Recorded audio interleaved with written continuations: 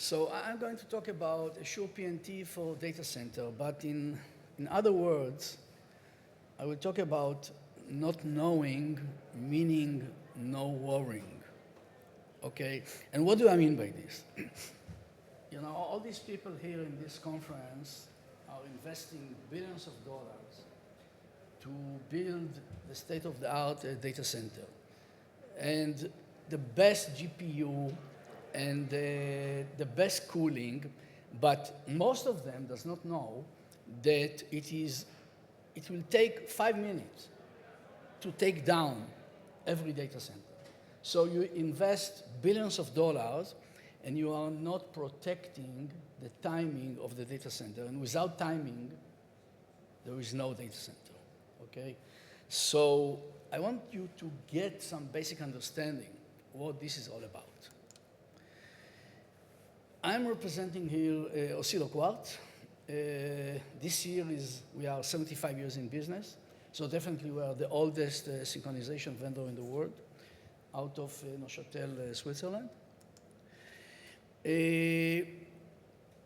You all know about data center, but I believe that most of you know that data centers are being used today in many mission-critical networks, in 5G networks and finance network, and power networks and transportation, they all have data center.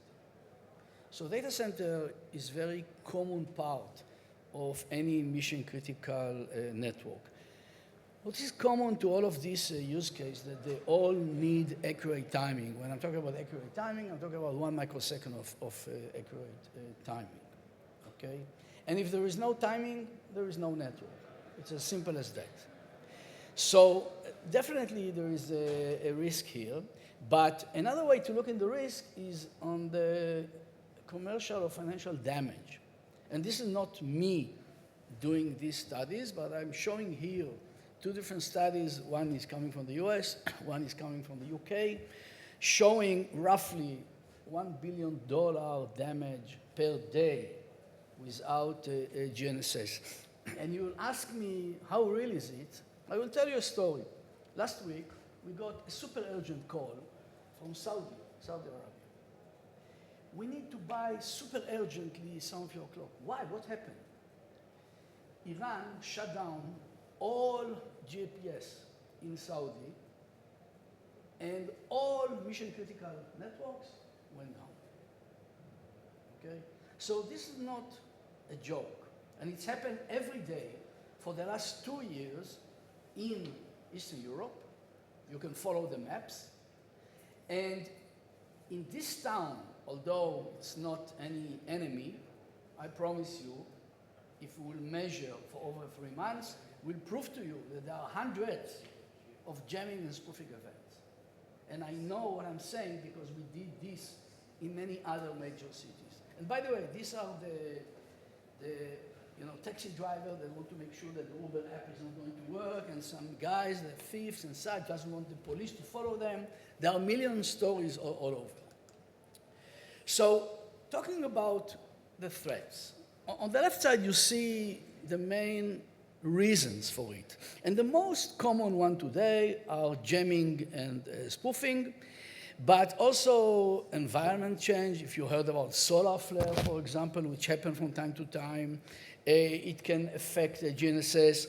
If you have on the same roof a 3GPP mobile antenna, and the frequency is very close to the L-band that is being used by GNSS, again, you might have interference. What is the solution? The solution is to build resiliency into the network. So you probably know, you don't know, that the way to carry timing over the network used to be network time protocol, quite old stuff, not very assured. These days, everyone is using PTP, more secure, more assured. But at the end of the day, each one of these sources are depending on a GNSS receiver. And what happens if this is jammed or spoofed? And it's happened every day that it's being jammed or spoofed. So what you are going to do about it? So to show you that I'm not dreaming, I just pick, some 10 quotes in the last few months, and every week I can pull tens of quotes, okay? In nutshell, if you talk politically, okay, the two most dangerous countries, or three most dangerous countries for jamming and spoofing are China, Russia, and Iran.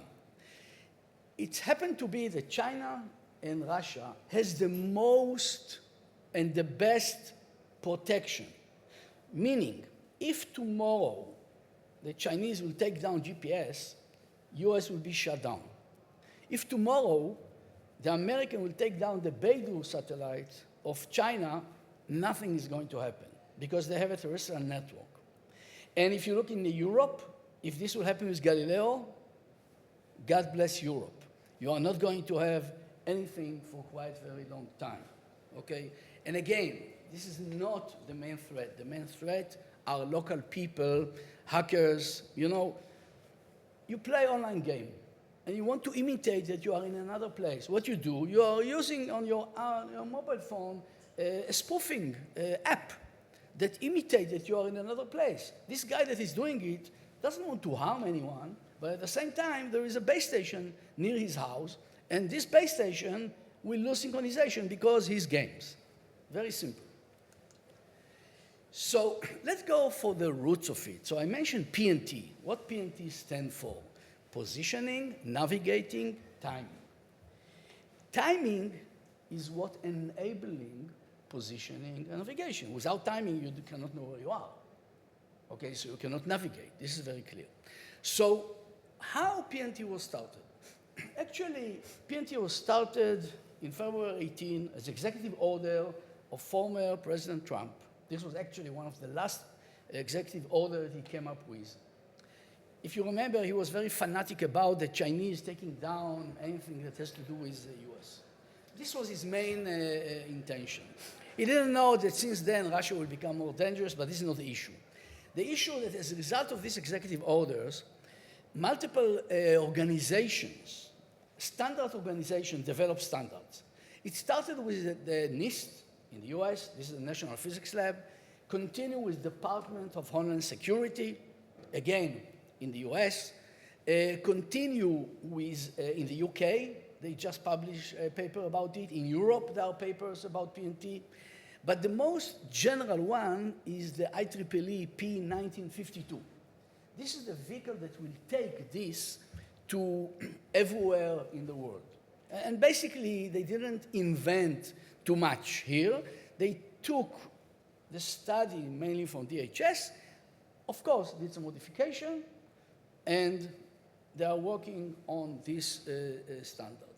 You can see again that mission-critical networks is basically every network today, okay? And what is the purpose here? The purpose is to assure that even if GNSS is being jammed or spoofed or does not exist, the network will continue to operate without any risk. This is really the target of the PNT initiative. So let's look very quickly, what does it mean from a standard perspective?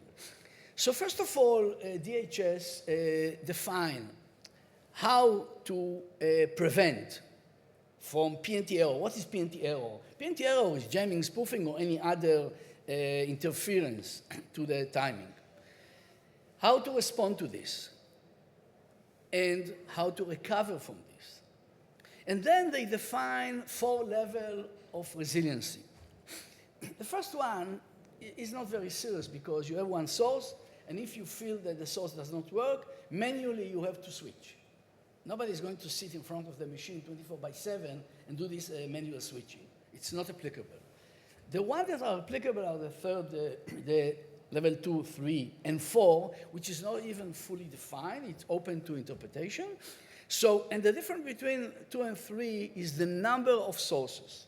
We're going to talk in a moment about zero trust architecture, and this is where you're going to understand the difference between the way that we used to protect networks, timing networks, till 3 years ago, and how we are protecting it today. So another way to look into this, and now we are talking about the zero trust timing architecture, you can see 3 level of technology. The first one is multi-layer detection. You see 4 layers here, but these are not the 4 layers that we saw in the previous slide, okay? So you can detect on the antenna level by having anti-jamming antenna, as example. You can detect on the receiver level, meaning GNSS receiver. You can detect on the device level, and you can detect on the network level. Okay, so this is the multi-layer detection. Then you need to do the backup. What's the purpose to detect if you cannot react? The purpose is to fix the problem. So multi-source backup is done on a network node level. And multi-level fault-tolerant mitigation requires some tool that will see the all-timing network, will be able to understand what is the PNT status in every node in the network, and make holistic decision for the overall network. These are the 3 layers that we see here. What does it mean in action? So historically, for 30 years, we used to have a GPS, and if the GPS failed, in the core, we used to have a cesium clock, and in the access, we used to have historically bits clock, and then PPS clock, and then PTP clock or NTP clock. Meaning primary reference clock, secondary reference clock. Not anymore.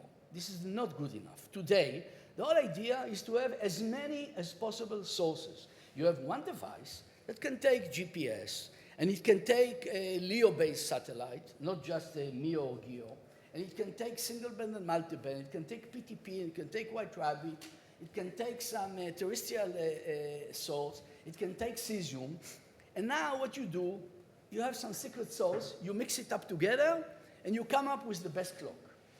This is really the principle. Now, if you want to give priority to one or over the other, like cesium is not dependent on any, GPS interference. So it should have higher weight than GPS. STL, which is LEO-based, is much more reliable than GEO-based, so it should have higher rate than higher weight. So if you want to give priorities, you can do it by using different weights, not by something else. So let's talk about 2 of the solutions. The first solution that if you don't have it in the core of the network, forget about resiliency. I can tell you, if somebody wants to jam your network, they will jam your network. If somebody wants to spoof your network, they will spoof your network. All the timing vendor can detect spoofing and detect, but then the question, what to do with it? There is only one source that is not dependent on anything else. This is a giant oscillator, a big oscillator, not so giant, only 3U, but still it's quite big compared to a tiny oscillator. And the trick here is very simple. As long as the GPS is there, use it. When it's gone, use the oscillator. And I can tell you that with this solution, you can protect a network for 100 days with the same level of accuracy as you get from GPS. Imagine that you have 100 days without worrying about any GNSS cyber attack. This is a big step.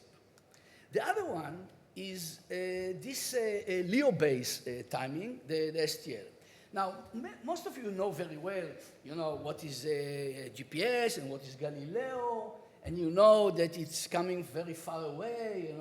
If it's MEO, we're talking about close to 20,000 kilometers. If it's GEO, it's close to 30,000 kilometers. By the time that this poor signal is coming to ground, it's very weak. It cannot penetrate walls. It cannot get in-house. It's very easy to jam and spoof because the signal is very weak. So what you do? Why to use the timing from GEO or MEO? Why not to use it from low-orbit satellites, like Iridium, okay, as example. It can be others, okay? But in this case, this is Iridium, okay? Now, Iridium is very close. It's only 700 kilometers from Earth. So the signal is 10,000 times stronger. The other advantage that it penetrates wall. So with this antenna, I will put this antenna here in the room, and by the way, you can come and see it in action in our desk as part of the top innovation. You will see that we have a timing in this building. You cannot have timing in this building with any GNSS signal.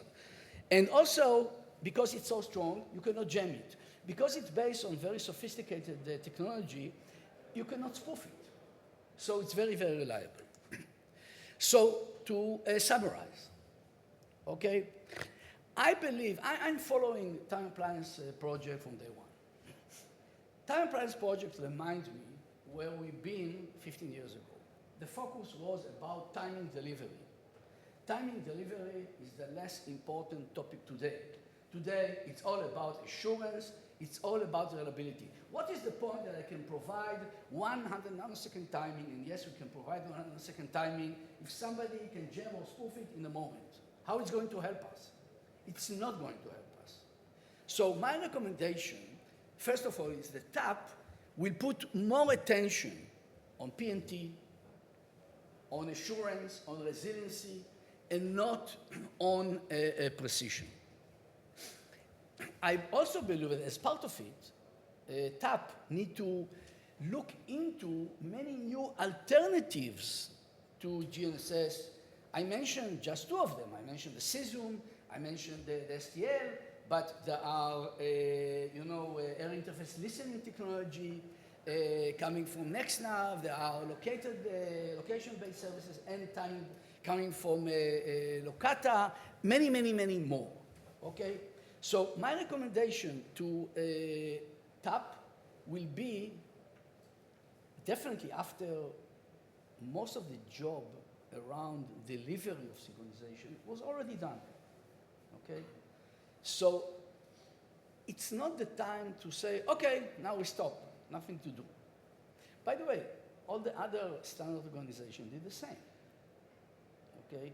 It's not that you're saying, okay, I know how to deliver synchronization, I don't care how reliable it is. Reliability is the key issue. I still have 3 minutes.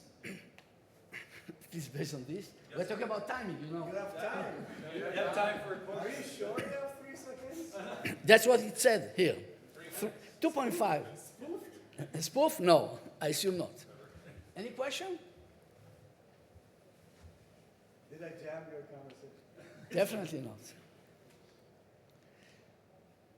Okay, so if you want to see timing, yeah, please. What are the relative cost differences between atomic clock, LEO receiver, and the traditional GEO? So the difference is between GEO and LEO. If you talk about the cost of receiver, there is, so I happen to have here, today you don't have a chip, ASIC, that do LEO receiver. So we have to develop a module that can do it. Okay, this side, this is the module, very tiny. Of course, the cost of this is higher than buying, a U-Blocks chip. However, because you can use it indoor, you are saving tons of money on the installation, and if it's not your building, you will end up paying, in New York, banks are paying $1,000 per month for the permission to have a GPS antenna on the roof.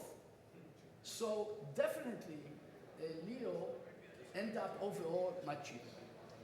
The comparison with cesium is not fair comparison, because a receiver is something that you need in every node of your network, or at least in the edge of the node of your network. Cesium is something that you use in the core of the network, and this serves between 1,000. We have customers that it serves 50 and 100,000 cells with the same cesium or group of cesium in different cores. So you have to divide the cost per node, and then it becomes also quite cost effective. But if you look just on the cost of the box, of course it's higher than the cost of a STL receiver. Oh, what is it? 50,000 times higher? So a cesium clock costs anything between $50,000 to $100,000. Okay, depending on the accuracy that you want to achieve.